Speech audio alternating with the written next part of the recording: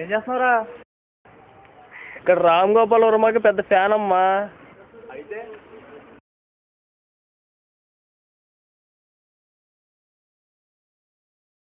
Director అవ్వాలని location చూస్తున్నా, ఎలా తీయాలని.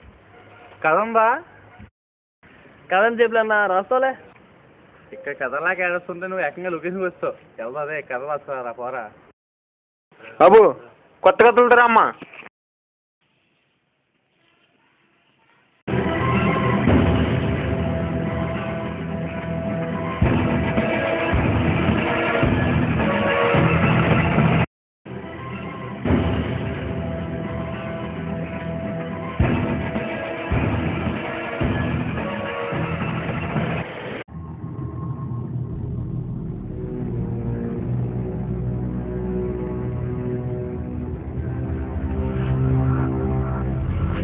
స్కూల్లో ఏడిస్తే చదువు నచ్చుతాయి, పైన ఏడిస్తే పైన నచ్చాయి.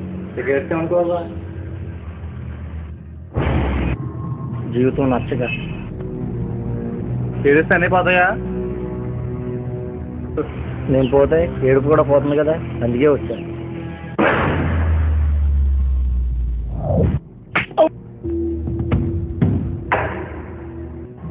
దెబ్బ తరగానే తిరగబడ్డావు.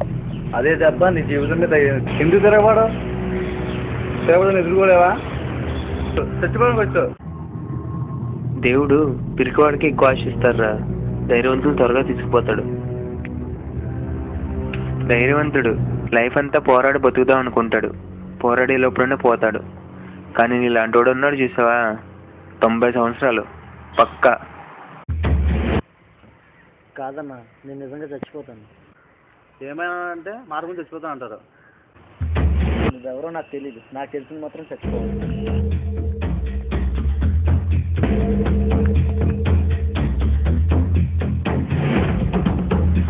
మీరు నిజంగా చచ్చిపోతారేంటి?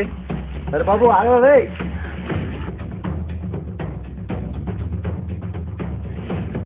నీ ప్రాబ్లం ఏంట్రా?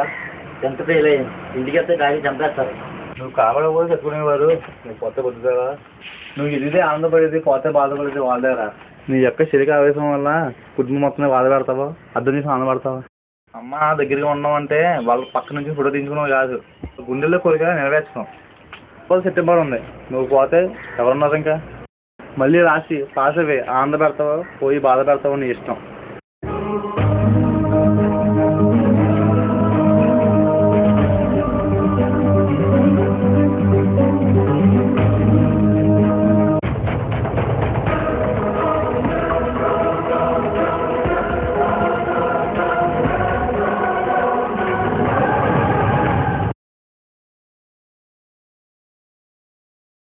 రైతుకి రుణమాఫీ కాకపోతాను, సరిగ్గా పండకపోతాను, చచ్చిపోతారా? నాకు పంట పండింది, అందుకనే చచ్చిపోతున్నా. క్లారిటీగా చెప్పరా. నాకు పంటలో ఎప్పుడు నష్టం వచ్చేది, కానీ ఈసారి లాభం వచ్చింది. ఎంతలా అంటే 3 పువ్వులు 6 కాయలలాగా. నాకు 2 భార్యలు, డబ్బు సమానంగా పంచుకొని నన్ను చంపేద్దామని చూస్తున్నారు. ఆడదాని చేతిలో చనిపోవడం కంటే నాకు నేను చచ్చిపోదామని వచ్చా. నీకు ఎంతమంది పిల్లలు? నాకు 2. వాళ్ళ జీవితం ఏంటి అన్ని ఆలోచించావా? నువ్వు చనిపోయిన తర్వాత మీ 50 సంవత్సరం తిరగకుండా ఇంకో పెళ్లి చేసుకుంటుంది. వాడు బాగా కష్టపడి పిల్లల్ని అంటాడు. అప్పుడు నీ ఇంట్లోనే నీ పిల్లలు పర్లా పిల్లలు అయిపోతారు. పక్కన పిల్లల్ని ఎలా చూస్తావో అప్పుడు నీ పిల్లల్ని వాడు అలాగే చూస్తాడు. నీలాంటి వాడి ఒక పిరిగి నిర్ణయం వల్లే నేను ఇలా మారింది. ఇల్లు లేదు, స్థలం లేదు, ఎక్కడ ఉండదో తెలీదు, కష్టం చెప్పుకుని పక్కన తండ్రి లేడు. నా తండ్రి కూడా ఇదే నిర్ణయం తీసుకోవడం వల్ల నేను తయారయ్యాను. నువ్వు చెప్తే వినాలా?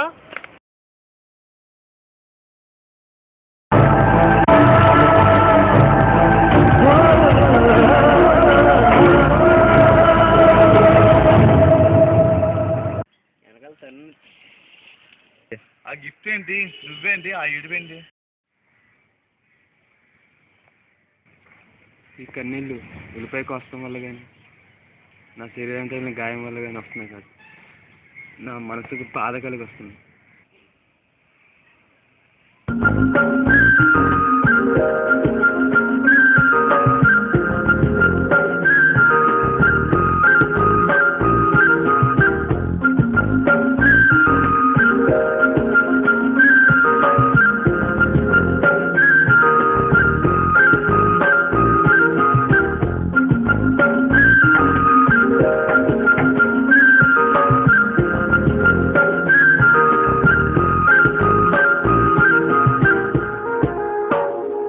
రాత్రి మధుకు మ్యారేజ్ ఉంది, వెళ్ళదా?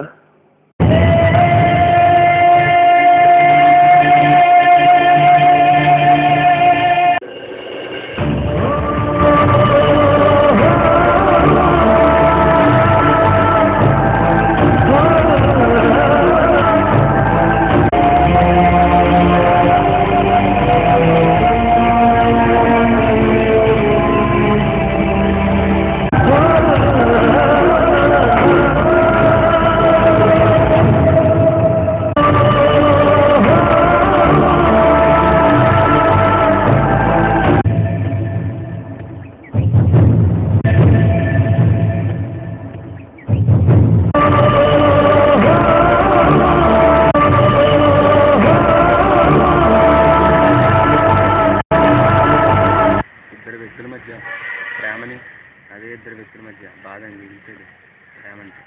అంటే ఎదుటి వ్యక్తికి అందరం తీర్చి ఎదరం కూడా గెలవడమే. నిన్ను ఎందుకు కోల్పోయానన్న ఫీల్ తనకు కలగాలి, అంతేగా నువ్వు పోలేని పోయా. ప్రేమ కోసం నిన్ను ప్రేమగా చూసి అందరికీ దూరం అవ్వాలనుకున్న దారుణం. ప్రేమ అనే వైరస్ నీ ఒంటికి సోకినప్పుడు యాంటీబయాటిక్స్ కాపాడుకోవాలే కానీ కట్టికి పోతావా? నువ్వు ప్రేమ మీద పెట్టిన ఇంట్రెస్ట్, సమయం నీ తల్లిదండ్రుల మీద కానీ నీ చదువు మీద కానీ పెట్టుంటే చావు అనేది చాలా చిన్నగా అనిపించేది. గడియారంలో 3 ముళ్ళు, గంటల ముళ్ళు, నిమిషం ముళ్ళు, సెకండ్ ముళ్ళు. గంటకోసారి మా నాన్న ఫోన్ చేస్తుంది, నిమిషానికోసారి మా అమ్మ గుర్తొస్తుంది, సెకండ్కోసారి నా లవర్ గుర్తొచ్చి నా గుండెని గుర్చేస్తుంది. ఇలాంటప్పుడు ఎలా బతకమంటారు? ఎవరైనా టైం అడిగినప్పుడు ఎన్ని గంటలు ఎన్ని నిమిషాలు అంటారు కానీ సెకండ్స్ గురించి ఎవరు అడగరు. ఇప్పుడుగానే అర్థమైందా నీ తల్లిదండ్రులకు ఉన్న ఇంపార్టెన్స్ నీ లవ్కి లేదని? వాల్యూ లేని పర్సన్ కోసం వాల్యూబుల్ నీ జీవితాన్ని ఫాలో చేసుకుంటావా? తను లేని జీవితం నాకు వద్దు భయ్యా.